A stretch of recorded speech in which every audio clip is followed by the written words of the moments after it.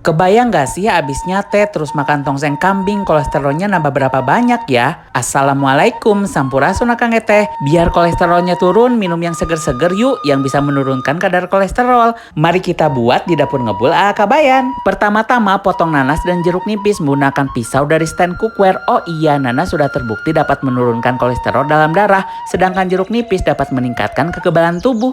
Selanjutnya panaskan 2 gelas air, tambahkan daun pandan, kayu manis dan gula putih, gula galeh sampai gula putih mencair. Kemudian tambahkan nanas, rebus sampai nanas setengah layu. Oh iya, di sini menggunakan diamond casserole granit dari stand cookware.